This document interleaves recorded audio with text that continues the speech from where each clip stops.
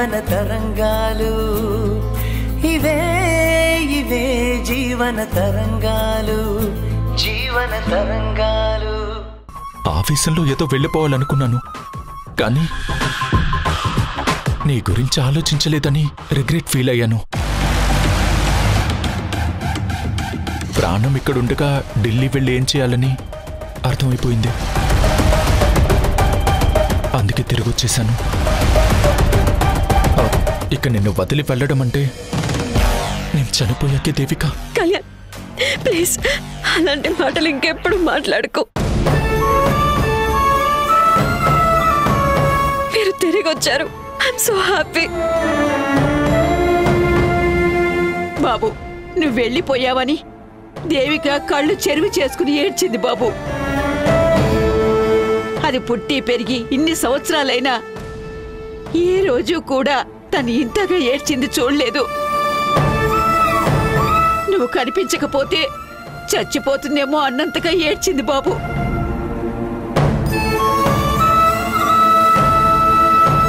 అవును కళ్యాణ్. మీరు ఆగుతారా?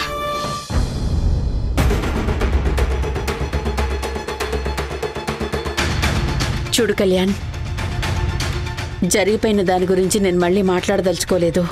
మీకు జరిగిన నష్టానికి నా భర్త కారణమైనందుకు నేనెంతో మనస్తాపం చెందుతున్నాను.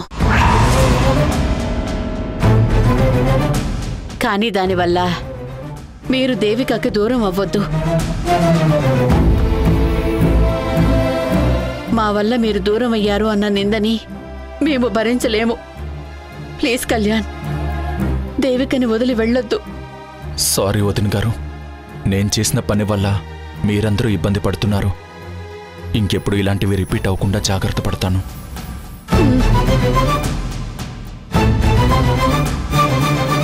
అమ్మమ్మ జరుగు.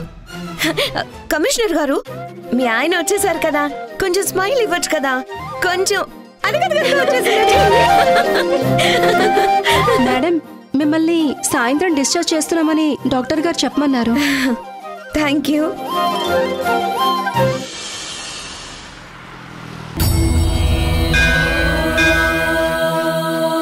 ఏంటి తల్లి, నాకిన్ని పరీక్షలు బాధలు పెట్టావు. ఇంకా ఎన్నాళ్ళని నేను బాధలు భరిస్తూ జీవితం కొనసాగించాలి? నా కళ్ళ ముందే నా ఇద్దరు కూతుళ్ళు రకరకాల సమస్యలతో బాధపడుతుంటే కన్న తల్లిగా చూడలేకపోతున్నాను తల్లి. పెద్ద కూతురు ధరణి ఇష్టం లేని పెళ్లి చేసుకుంది. తనకి భర్త నుండి కొడుకు నుండి సమస్యలున్నాయి. రెండో కూతురు దేవిక ఇష్టపడిన వాణ్ణి పెళ్లి చేసుకున్నా సరే తను కూడా సమస్యల్లోనే బ్రతుకుతుంది. నా రెండు కళ్ళలాంటి ఇద్దరు కూతుళ్ళు కష్టాల కడలిలో ఎదిరీదుతున్నారు. కష్ట నష్టాల్లో ఒకరికొకరు తోడుగా ఉండాల్సిన అక్క చెల్లెళ్ల మధ్య ఇప్పుడు గొడవలొచ్చాయి. ఆ గొడవలే వాళ్ళిద్దరి మధ్యన పెను అగాధం సృష్టించేలా ఉన్నాయి.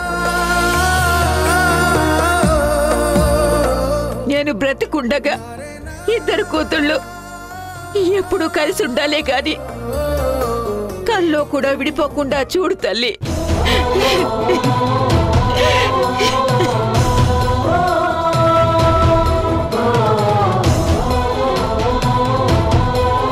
చల్లన చూడు తల్లి. శాంతమ్మ గారు బాగున్నారా? బాగున్నాను వరాలు, నువ్వెలా ఉన్నావు? నాకే లక్షణంగా ఉన్నాను. మొన్ననే నా కూతురు పెళ్లి ఘనంగా చేశాను. నిన్ను పిలుద్దామని ఇంటికొస్తే నువ్వు లేవుగా. తీర్థయాత్రలకి వెళ్ళానులే. పెళ్ళైతే జరిగిందిగా, సంతోషం. నా ఆశీర్వాదం ఎప్పుడూ నీ కూతురు పైన ఉంటుందిలే. నా కూతురు సంగతి సరే, నీ మనవరాలు కీర్తి పెళ్లి ఆ మధ్యన ఆగింది కదా. ఇప్పుడు ఆ పిల్ల పెళ్లి తొందరగా జరగాలనేనా ఇలా గుళ్ళు గోపురాలు తిరుగుతున్నావు? మనకే కష్టం వచ్చినా తీర్చే దిక్కు ఆ పైవాడే కదా. అందుకే దర్శనం చేసుకుని బాధలు చెప్పుకుందామని వచ్చాను. ఇలా గుళ్ళు గోపురాలు దాన ధర్మాలు చేస్తే ఏం లాభం చెప్పు? తిరగాల్సింది పెళ్లిళ్ళు పేరంటాలు, కలవాల్సింది బంధు బలగాన్ని. అలా చేస్తే ఎక్కడో దగ్గర మీ అమ్మాయి నచ్చి తొందరగా పెళ్లి సంబంధం మాట్లాడడానికి వస్తారు. పెళ్ళైపోతుంది. గడిచిపోయే సమయం, కరిగిపోయే వయసు మళ్ళీ తిరిగి రావు. ఆలస్యమైతే అమ్మాయికి వయసు మీద పడిపోయింది అంటారు. అయినా పెద్దదానివి, ఇవన్నీ నీకు తెలీదా ఏంటి? అయినా అమ్మాయి పెళ్లి విషయంలో ఆలస్యం అమృతం విషయం అన్నట్లు పెళ్లి చేయడానికి తొందరపడాలి కానీ నిమ్మకు నీరెత్తినట్టు కూర్చుంటే ఎలా? వాళ్ళు కూడా సంబంధాలు చూస్తున్నారు వరాలు. కాకపోతే అన్నీ కుదరట్లేదు. ఇదిగో శాంతమ్మ, ఏమీ అనుకోకపోతే నాకు తెలిసిన ఒక మంచి సంబంధం ఉంది.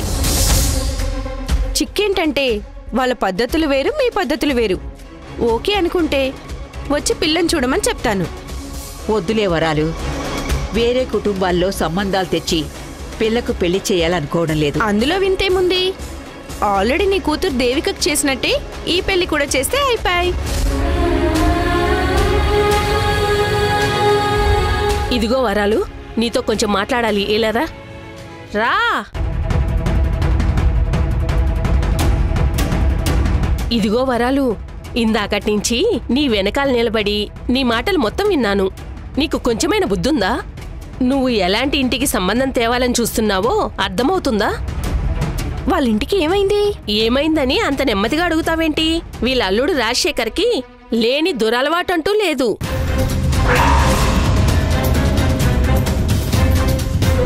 మొన్న సొంత మరదల విషయంలో పరువు పోయే పనిచేసి మొహం చెల్లక ఇల్లు వదిలి పారిపోయాడు.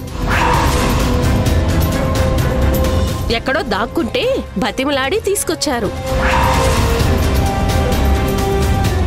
నిజమా?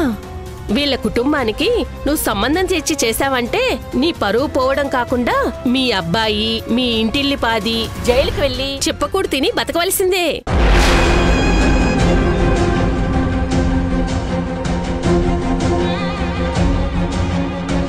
ఈవిడి మనవడు పెళ్ళవగానే వేరే కాపురం పెట్టేశాడు. చేసిన అప్పులకి వడ్డీలు కట్టలేక తిరిగి మళ్ళీ గూటికి చేరి తేరగా తిని కూర్చుంటున్నాడు.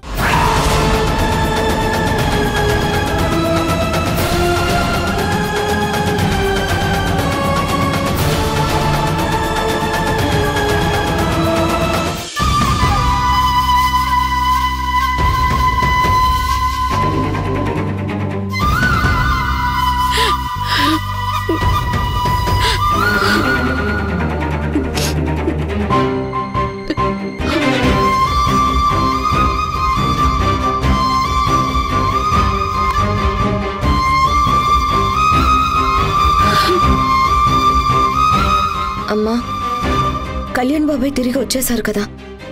పిన్నికి ఏ టెన్షన్ ఉండదు. మళ్ళీ మామూలు మనిషి అయిపోతుందిలే. బాధపడకమ్మా. అమ్మా, మధ్యాహ్నం నుంచి భోజనం చేయలేదు. వచ్చి భోంచేయమ్మా. చేస్తాను. ఆ అన్నంలో కొంచెం విషం కలిపి తీసుకురా. తిని ఒకేసారి పైకి పోతా.